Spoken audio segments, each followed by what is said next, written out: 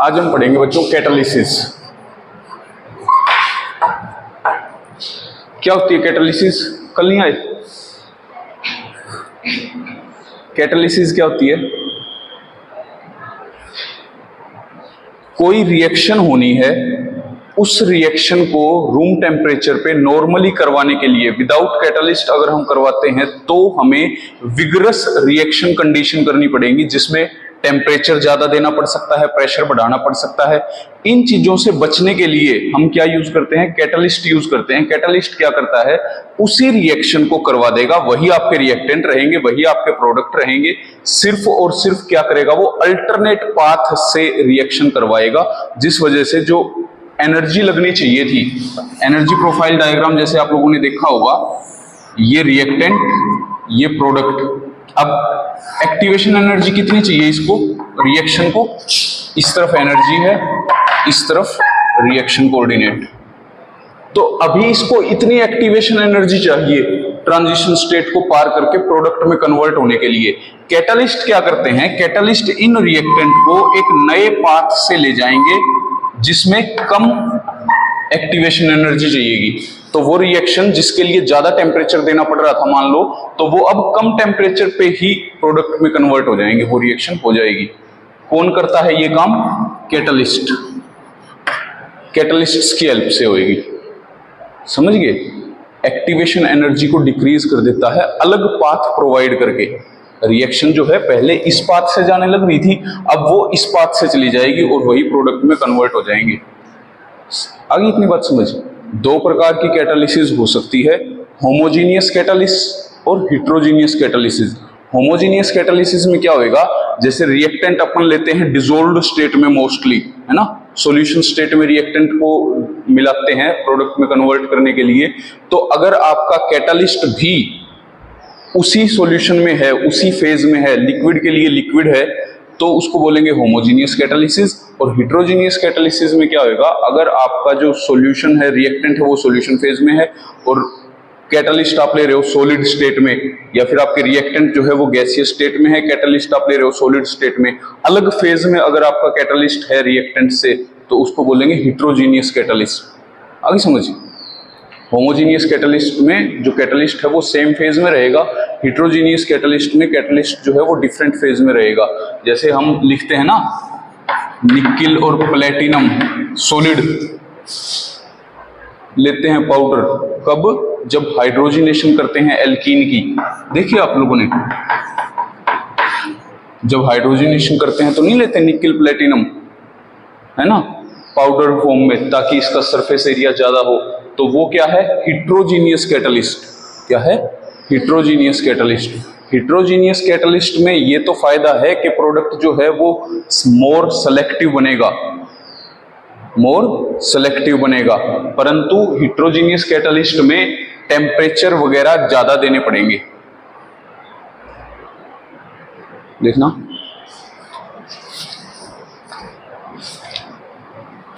Homogeneous में soluble रहेगा reaction mixture में, हेट्रोजीनियस में इनसोल्यूबल रहेगा रिएक्शन मिक्सचर में।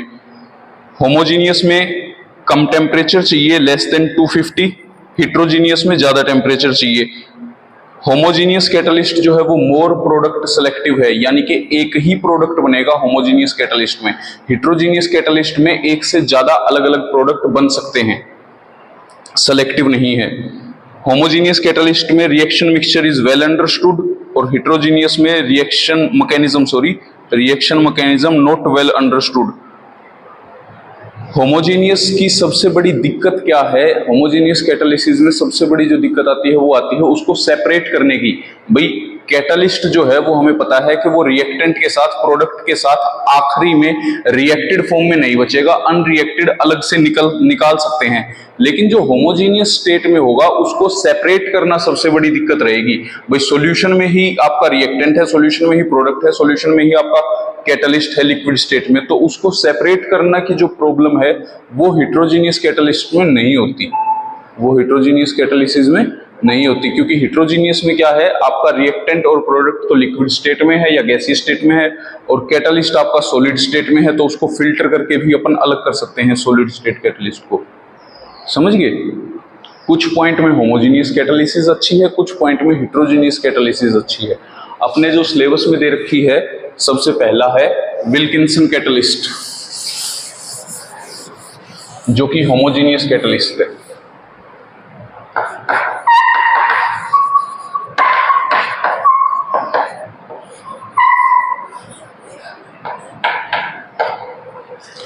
विल्किंसन कैटलिस्ट क्या है? रहोडियम का वन ऑक्सीडेशन स्टेट में कॉम्प्लेक्स है RHCl PPH3 की थ्राइस। PPH3 क्या है? Triphenyl phosphine. क्या है? जैसे नाइट्रोजन है तो 3 बॉन्ड बनाएगा हाइड्रोजन के साथ, तो क्या हो जाएगा? NH3। फास्फोरस भी अगर हाइड्रोजन के साथ 3 बॉन्ड बनाएगा तो फोस्फीन। क्या है? फोस्फीन। और ये तीनों हाइड्रोजन रिप्लेस कर दिए फिनाइल ग्रुप के साथ। किसके साथ? फिनाइल ग्रुप के साथ। तो ये क्या बन गया? PPH3। ठीक है, फास्फोरस के 3 फिनाइल ग्रुप अटैच हैं।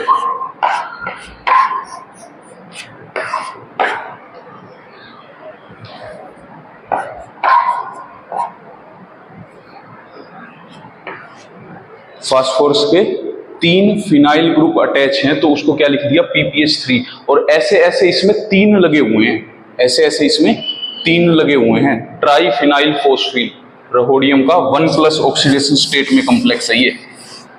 यहाँ पे क्योंकि ये तो न्यूट्रल है, जैसे NH3 न्यूट्रल होता है लिगेंड, जैसे NH3 न्यूट्रल लिगेंड होता है, तो वैसे ही PPH3 भी न्यूट्रल लिगेंड है। सिर्फ क्लोरीन पे एक नेगेटिव चार्ज जिसके कोरस्पॉन्ड रहोडियम +1 ऑक्सीडेशन स्टेट में है यहाँ पे, जिसके कारण रहोडियम +1 ऑक्सीडेशन स्टेट में है यहाँ पे। ये है विल्किंसन कैटलिस्ट। ये क्या है? Wilkinson catalyst. तो कैटलिस्ट इसमें जो अपन पढ़ेंगे, इसमें क्या है? एक पूरी सीक्वेंस ऑफ रिएक्शन है। ये क्या करेगा? एल्कीन की हाइड्रोजिनेशन करेगा। एल्कीन जो अभी अपन ने लिखा था CH2 डबल बॉन्ड CHR, कोई भी एक एल्कीन है, टर्मिनल एल्कीन। कैसा एल्कीन लिया है मैंने? Terminal alkene. यहाँ पे अगर मैं R लगा देता एक हाइड्रोजन की बजाय, तो फिर ये क्या बन जाता? इंटरनल एल्कीन बन जाता, जिसमें डबल बॉन्ड बीच में हो। लेकिन अब ये डबल बॉन्ड क्या है? चेन के एंड में है, चेन के एंड में है डबल बॉन्ड। यहां से ये R चेन कहीं भी हो सकती है, कितनी भी लंबी, लेकिन डबल बॉन्ड कहाँ है? एंड ऑफ द चेन में। तो ये मैंने क्या लिया है? टर्मिनल एल्कीन लिया है। इसकी हाइड्रोजिनेशन करेंगे H2 in presence of Wilkinson catalyst.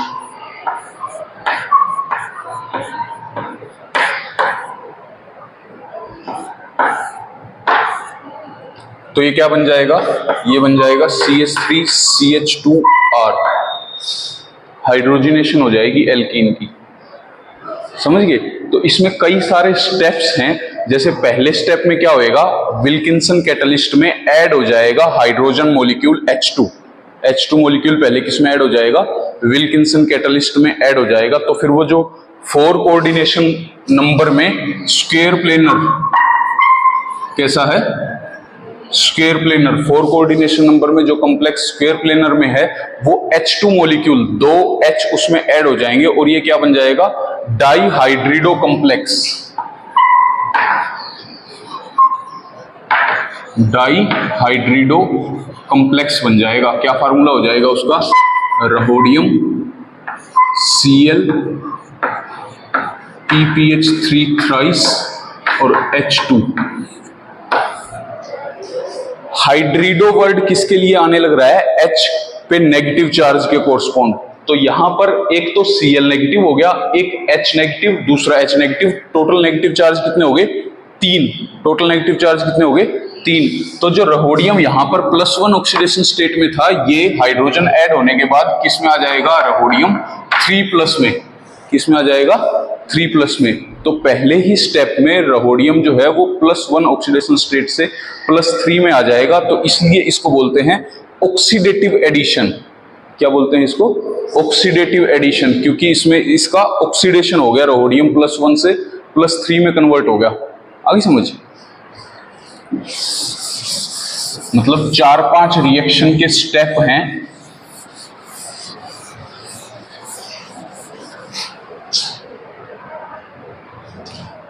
सबसे पहले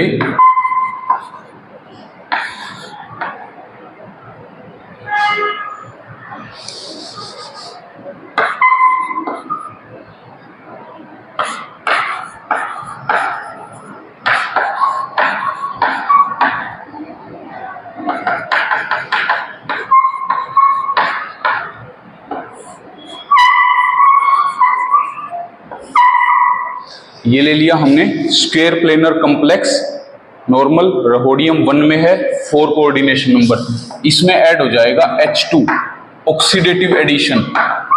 कैसा? Oxidative addition. तो ये बन जाएगा 6 कोऑर्डिनेटेड ऑक्टाहेड्रल।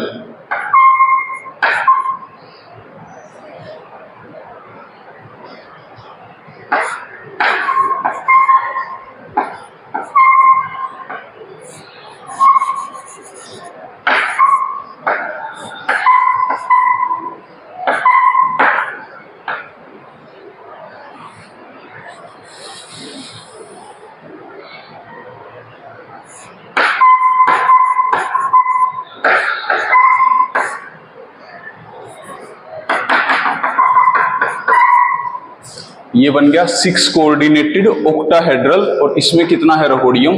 3 पॉजिटिव में। इसमें कितना है रहोडियम? 1 पॉजिटिव में।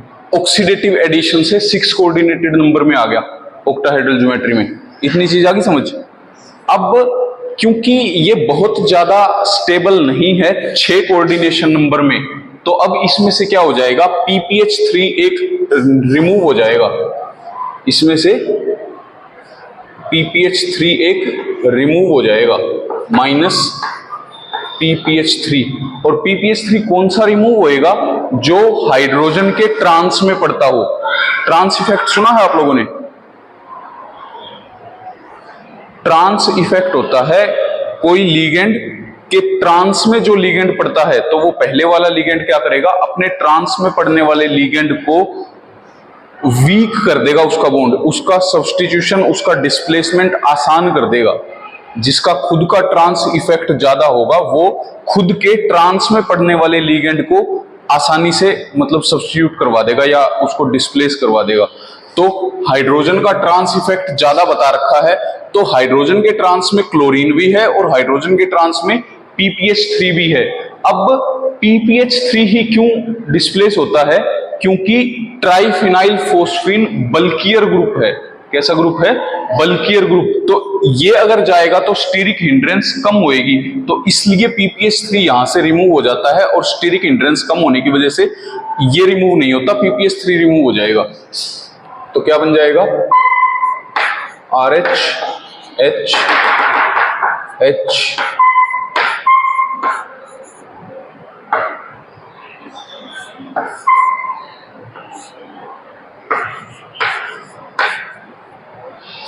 5 कोऑर्डिनेशन नंबर में आ गया। कितने में आ गया? 5 कोऑर्डिनेशन नंबर में। अब नेक्स्ट स्टेप में इसमें ऐड हो जाएगा CH2 डबल बॉन्ड CHR।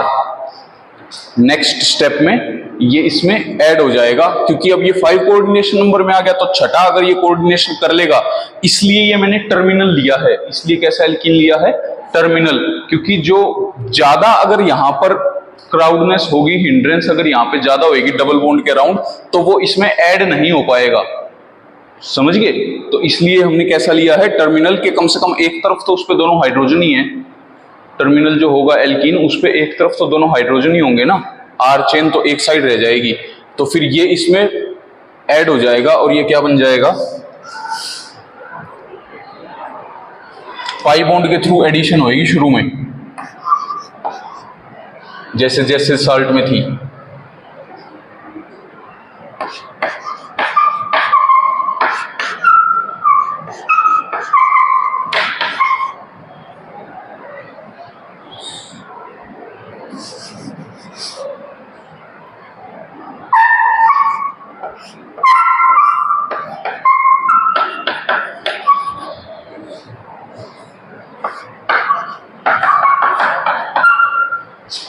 ये ऐड हो गया। अब ये दोबारा किस में आ गया? 6 कोऑर्डिनेशन नंबर में। आगे समझ? अब क्या होएगा नेक्स्ट स्टेप में, अब होएगा 1,2 हाइड्राइड शिफ्ट। जो हाइड्रोजन है ये शिफ्ट करके इस पे ऐड हो जाएगा, और ये जो पाई बॉन्ड के थ्रू ऐड हुआ था हमारा एल्कीन, ये सिग्मा बॉन्ड से बॉन्डिंग कर लेगा रोडियम के साथ। समझ में आई बात? जो पाई बॉन्ड से बॉन्डिंग है शुरू में, वो सिग्मा बॉन्ड के थ्रू हो जाएगी, और एक कार्बन पे हमारा हाइड्रोजन अटैच हो जाएगा। ठीक है, क्या बन जाएगा? रोडियम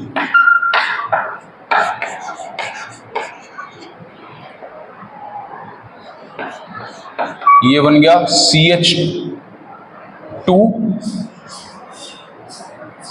इसके साथ बॉन्डिंग कर लेगा, और CH2R, हाइड्रोजन कहां आ गया? इस पे हाइड्रोजन ट्रांसफर हो गया, और ये CH2R। समझ गए? देखना, ये डबल बॉन्ड ब्रेक हो गया, तो इस कार्बन ने यहां बॉन्ड बना लिया, तो इस कार्बन के तो 2 हाइड्रोजन पहले थे, तीसरा बॉन्ड इसके साथ, चौथा बॉन्ड इस कार्बन के साथ, ये कंप्लीट। और ये जो CH2, ये CHR था, इस पे ये हाइड्रोजन शिफ्ट हो गया, तो ये बन गया CH2R। ठीक है, CH3 होता ना, अगर ये R ना होता तो CH2 CH3 इथाइल ग्रुप होता।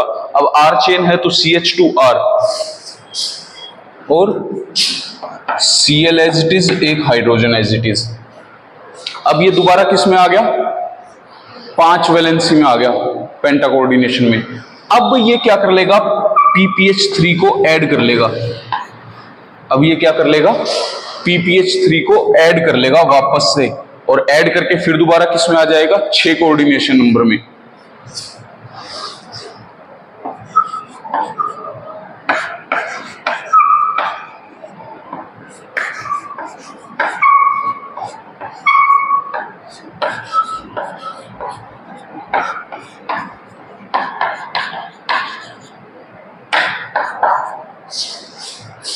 समझ गए? अब लास्ट में इसमें से माइनस हो जाएगा CH3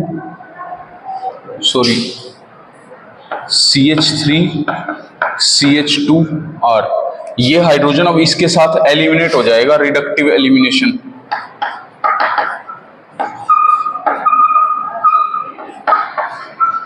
रिडक्टिव एलिमिनेशन में ये हाइड्रोजन इस ग्रुप के साथ रिमूव हो जाएगा, और वापस से हमें क्या मिल जाएगा? RH, PPH3 PPH3, 3 PPH3 और 1 क्लोरीन वापस से। समझ गए? समझ गए? कर लोगे साइकिल कंप्लीट। फर्स्ट स्टेप में क्या होएगा? ऑक्सीडेटिव एडिशन होएगा हाइड्रोजन का। ऑक्सीडेटिव एडिशन होके रोडियम का जो कॉम्प्लेक्स था वो 4 कोऑर्डिनेशन से 6 कोऑर्डिनेशन में चला जाएगा, रोडियम +1 से +3 में चला जाएगा, डाइहाइड्रिडो कॉम्प्लेक्स बन जाएगा। ठीक है, सेकंड स्टेप पे फिर एक PPH3 ग्रुप एलिमिनेट हो जाएगा और 5 कोऑर्डिनेशन कॉम्प्लेक्स बन जाएगा। फिर ऐड होएगा एल्कीन। फिर किसकी एंट्री होएगी? एल्कीन की। एल्कीन शुरू में ऐड होएगा डबल बॉन्ड के थ्रू, फिर 1,2 हाइड्रोजन शिफ्ट होके वो क्या बन जाएगा? मतलब 𝜂2 से 𝜂1 कॉम्प्लेक्स में कन्वर्ट हो जाएगा। यहाँ पे ये 𝜂2 में है ना, दोनों कार्बन बॉन्डिंग डिस्टेंस में प्रेजेंट है, 𝜂2 से 𝜂1 में कन्वर्ट हो जाएगा और हाइड्रोजन शिफ्ट हो जाएगा। उसके बाद फिर एक PPH3 ऐड होएगा और वो किस में कन्वर्ट हो जाएगा? 6 मेंबर्ड में। ठीक है, और फिर रिडक्टिव एलिमिनेशन से वापस से हमें क्या मिल जाएगा? जो स्टार्टिंग में हमारा कैटलिस्ट था वो रीजनरेट हो जाएगा। आगे इतनी चीज समझ, इसको पढ़ के देखो, कोई चीज ना समझ में आई हो तो पूछो, बुक में भी पढ़ लो बच्चों।